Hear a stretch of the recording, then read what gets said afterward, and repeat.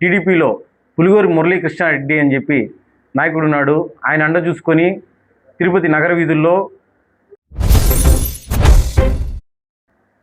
నమస్తే, నేను మీ సంజీవ్ సునీల్ .9 న్యూస్. తిరుపతి టీడీపీలో పులిగోరు మురళీకృష్ణారెడ్డి అని చెప్పి నాయకుడు ఉన్నాడు.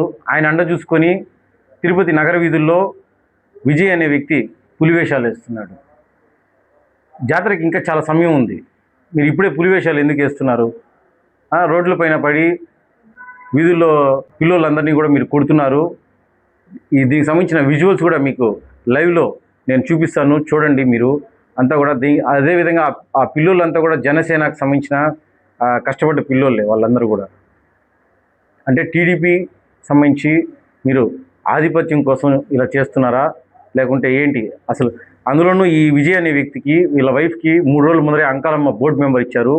ఆ బోర్డు మెంబర్ ఇవ్వడంతోనే ఈ రకంగా దాడులకు తెగబడుతూ, బోర్డు మెంబర్ అంటే అంకాలమ్మ బోర్డు మెంబర్ అంటే అదేదైనా టీటీడీ బోర్డు చైర్మన్ అనుకున్నారు. కాదు, అంకాలమ్మ బోర్డు మెంబర్. చిన్న నగరంలో ఒక గంగమ్మ గుడికి బోర్డు మెంబర్ అంతే.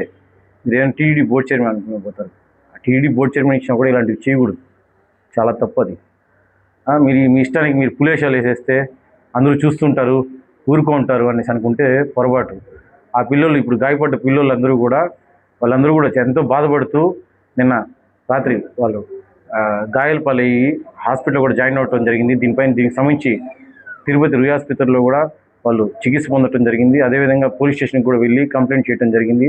ఆ కంప్లైంట్ ఇంకా పోలీసులు తీసుకొని ఉన్నారు. అయితే ఇప్పటివరకు ఇంకా దాన్ని ఎఫ్ఐఆర్ కూడా చేయలేదు. కనుక ఈ పులివేషాలు అనేవి ఎవరు మనకు అండగా ఉన్నారు? పులిగోరు మురళి ఆయన అండగా ఉన్నారు, మనం పులివేషం వేసేస్తే అంతా చెల్లుబాటు అయిపోతుంది అని అనుకోవడం చాలా తప్పు.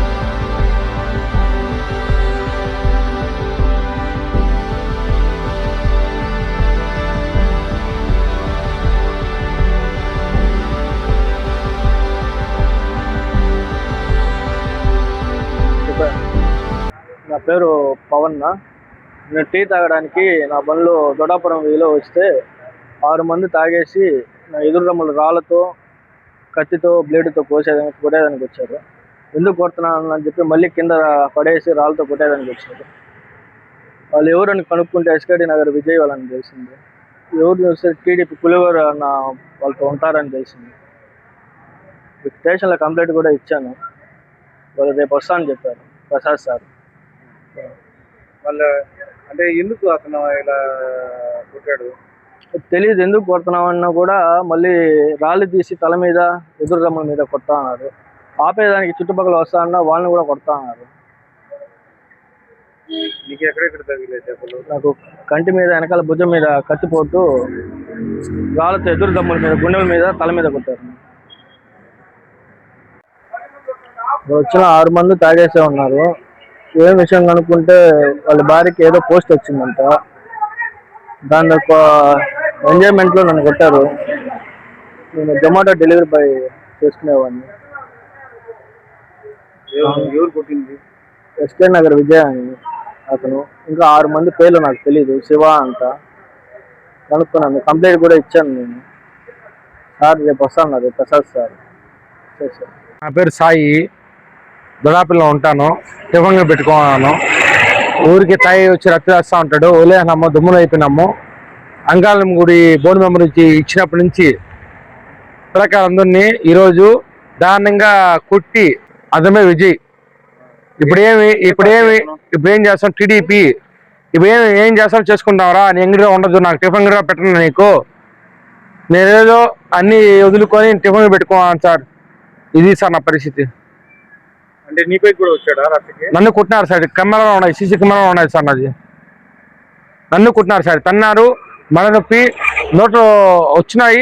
ఇంకా అంతవరకు రుయ్ హాస్పిటల్ మా తమ్ముడిని పిలుచుకొని పోయేసి ట్రీట్మెంట్ తీసుకొస్తున్నాం సార్. ఇప్పుడే కంప్లైంట్ ఏమైనా పెట్టినారా? పోయినా వాళ్ళ ఏరియాగా పోయినాం సార్. కమ్మే పెట్టినాం సార్. వాళ్ళ ఏరియాగా పోయినాం.